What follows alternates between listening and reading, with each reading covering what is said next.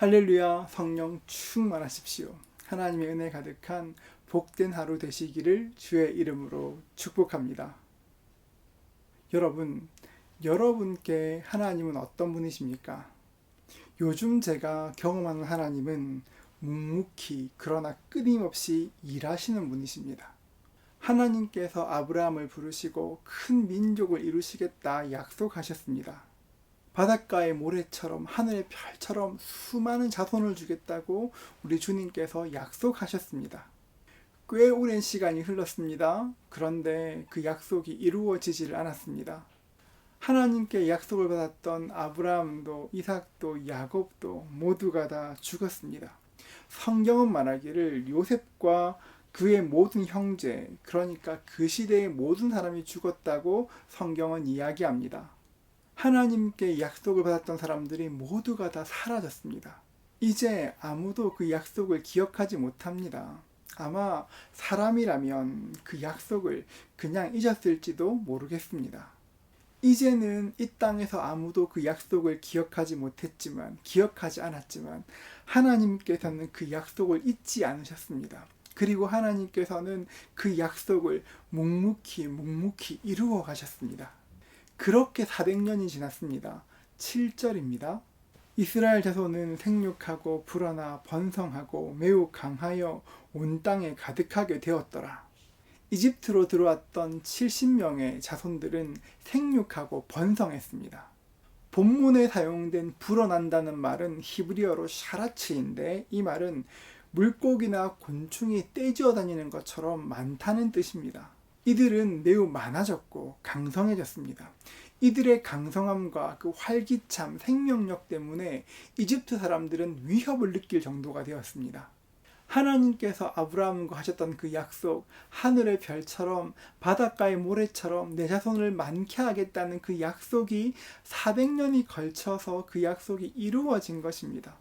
하나님께서는 이스라엘 백성들을 강하게 하셨습니다.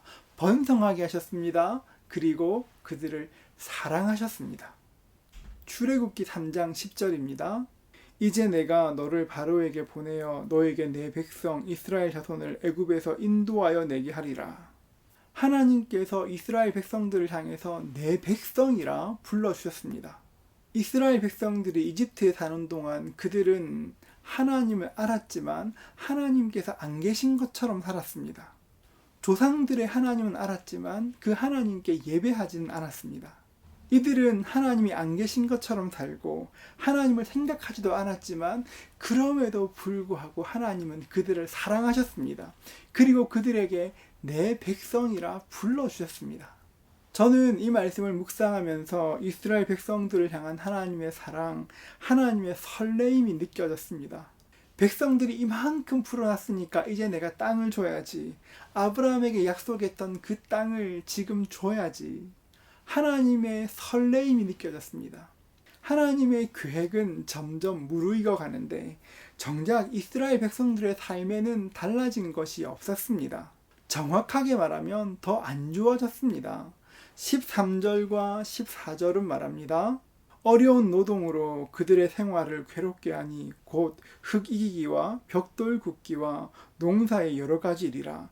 그 시키는 일이 모두 엄하였더라. 일은 더 엄해졌고 더 힘들어졌습니다. 하나님의 마음은 이스라엘 백성들을 이끌어내는 것이라고 말씀하시는데 왜 그 일은 점점 더 어렵고 더 고되게 변하는 것입니까? 여러분, 왜 그렇습니까? 우리가 이 말씀 속에서 배워야 될 것이 있습니다.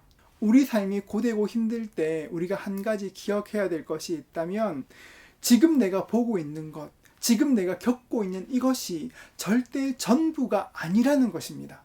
하나님께서 작정하시기만 하면 모태도 필요 없고 열재앙도 필요 없습니다. 하나님께서 작정하시기만 하면 단숨에 그날 밤에 이끌어내실 수가 있습니다. 그러나 하나님께서 그렇게 하지 않으십니다. 왜 그렇습니까? 지금 겪고 있는 이 일이 이스라엘 백성들에게 유익이 되길 원하시기 때문입니다. 이스라엘 백성들이 고난당하고 있을 때 하나님께서 그들에게 원하신 것이 무엇입니까? 출애굽기 2장 23절은 말합니다.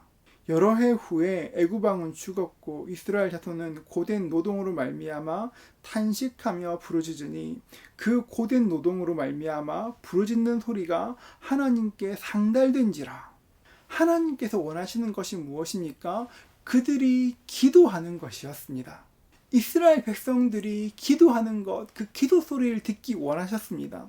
너희가 기도하면 그래, 내가 너희 기도 듣고 있어. 그것 좀 가르치기 원하셨던 것입니다.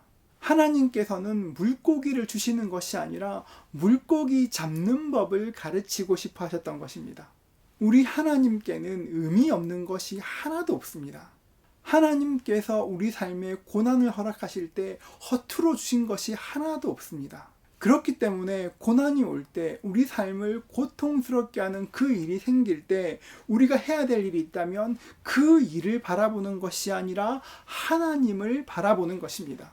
나를 아시는 하나님, 내 인생에 가장 좋은 것 주기 원하시는 하나님께서 이 고난을 지금 나에게 허락하셨다면 지금 내가 해야 될 것은 무엇인가? 이 일을 통해 내가 배워야 될 것은 무엇인가? 하나님께 여쭙고 생각해야 되는 것입니다. 그리고 고통 중에 인내하면서 계속 하나님께로 우리 시선을 집중해야 되는 것입니다. 여러분, 사람은 보는 대로 삽니다. 그렇기 때문에 어려움 가운데 있지만 하나님을 바라보는 사람은 힘겨운 삶을 산다고 해도, 지금 내 삶이 어렵다고 해도 숨 쉴 수 있는 여유가 생깁니다. 반면에 하나님이 없는 사람은 그 어려운 때에 그 어려움을, 그 삶의 무게를 오롯이 자신의 힘으로만 견뎌야 되는 것입니다. 여러분, 기억하십시오. 하나님은 우리를 사랑하시는 분이십니다. 처음에 약속했던 아브라함이 죽고 이삭이 죽고 야곱이 죽는다고 해도, 더 이상 그 누구도 하나님과 있던 약속을 기억하지 않는다고 해도 하나님은 그 약속을 기억하십니다. 그 약속을 기억하시고 묵묵히 그 약속을 성취하기 위해서 나도 모르는 사이에 하나님께서 일하고 계십니다. 지금 내가 겪는 그 어려움이 내가 이해할 수 없는 고난이라고 해도 하나님께 엎드리십시오. 하나님의 도우심을 구하십시오. 그리고 하나님께 아뢰십시오. 하나님, 이 일을 통해서 하나님의 선하신 뜻이 이루어질 수 있도록 축복하여 주시옵소서. 하나님, 지금 이 시간을 견딜 수 있는 힘을 더하여 주시옵소서. 이 일이 장차 나에게 유익될 수 있도록 하나님 도와주시옵소서. 하나님께 기도할 때에 약속을 이루시는 그 주님께서 내 삶 가운데 개입하실 것이고, 나도 생각지 못했던 하나님의 크고 놀라우신 계획이 우리의 삶에 이루어지는 것입니다. 사랑하는 성도 여러분, 스스로 약속을 이루어 가시는 주님을 기대하십시오.